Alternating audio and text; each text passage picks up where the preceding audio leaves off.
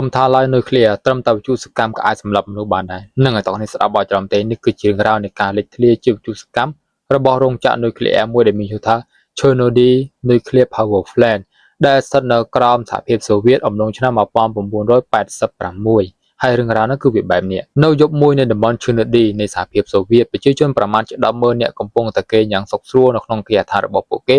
ស្រាប់តែលើសម្លេងរោគប្រកាសអាសន្នដោយសារតែមានការលេចធ្លាយជាវិទ្យុសកម្មចេញពីរោងចក្រនុយក្លេអ៊ែរដែលតម្រូវឲ្យពួកគេគឺជំនៀសខ្លួនចេញពីតំបន់នោះជាបន្ទាន់តែម្ដងប៉ុន្តែគឺមានមនុស្សមួយក្រុមមិនបានចាក់ចេញទេថែមទាំងរត់បញ្ច្រាសជាមួយនឹងវងប្រជាជនចូលទៅក្នុងរោងចក្រនុយក្លេអ៊ែរនោះទៅវិញមនុស្សមួយក្រុមនោះគឺជាភ្នាក់ងារពន្លត់អគ្គិភ័យដែលដឹកនាំទៅដោយលោក Vladimir Pravit ដែលបានដឹកនាំក្រុមការងារពន្លត់អគ្គិភ័យចូលទៅក្នុងរោងចក្រផលិតនុយក្លេអ៊ែរដែលលេចធ្លាយជាមួយនឹងសារធាតុវិទ្យុសកម្មទោះបីជាដឹងថាតំបន់នោះគឺជាមជ្ឈរាជដែលកំពុងរងចាំពួកគេក៏ពួកគេបានបំពេញភារកិច្ចក្នុងការពន្លត់អគ្គិភ័យដែលនៅក្នុងរោងចក្រផលិតនុយក្លេអ៊ែរនៅតំបន់មួយនោះជាវិទ្យុសកម្មគឺវាខ្លាំងពេកសម្រាប់រាងកាយពួកគេដែលមិនអាចទ្រាំទ្របានមិនប៉ុន្មានថ្ងៃបន្ទាប់ពីហេតុការណ៍នោះកើតមករាងកាយរបស់ពួកគេក៏បានឆ្លងជំងឺហើយធ្លាក់ខ្លួនឈឺ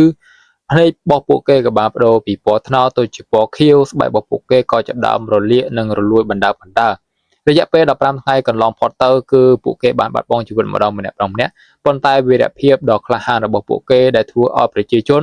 និងរដ្ឋាភិបាលនៅតំបន់នេះគឺកោតសពស្ញែងនឹងវីរភាពរបស់ពួកគេរហូតបានកសាងជារូបចម្លាក់វីរបុរសដែលជាក្រុមការងារពលអគ្គិភ័យដែលដឹកនាំដោយលោក Vladimir Pravit ក៏បានបាត់បង់ជីវិតព្រមជាមួយនឹងក្រុមការងាររបស់គាត់ផងដែរនេះគឺជារឿងរ៉ាវដែលកើតឡើងនៅតំបន់ Chernobyl រោងចក្រផលិតនុយក្លេអ៊ែរដែលកាលពីសម័យនោះគឺគ្រប់គ្រងដោយសហភាពសូវៀតពេលបច្ចុប្បន្ននេះគឺគ្រប់គ្រងដោយប្រទេសអ៊ុយក្រែននឹងហើយសង្គ្រាមអ៊ុយក្រែននិងរុស្ស៊ីឥឡូវនេះក៏មិនទាន់ចប់ស្រួលបួលដែរហើយនេះគឺជារឿងរ៉ាវដែលកើតឡើងបង្កមកពីការលេចធ្លាយជាតិវិទ្យុសកម្មរោងចក្រនុយក្លេអ៊ែរអ្នកទាំងអស់គ្នាគិតមិនដែរថាគួរឲ្យខ្លាចអត់តែទាំងអស់នេះគឺជាទង្វើរបស់មនុស្សនុយក្លេអ៊ែរក៏បង្កឡើងដោយសារមនុស្សមិនមែនកើតឡើងដោយសារធម្មជាតិនោះទេអ្នកទាំងអស់គ្នាគិតមិនដែរចាំជួយខមមិនក្រោយវីដេអូបងជួបគ្នាវីដេអូក្រោយ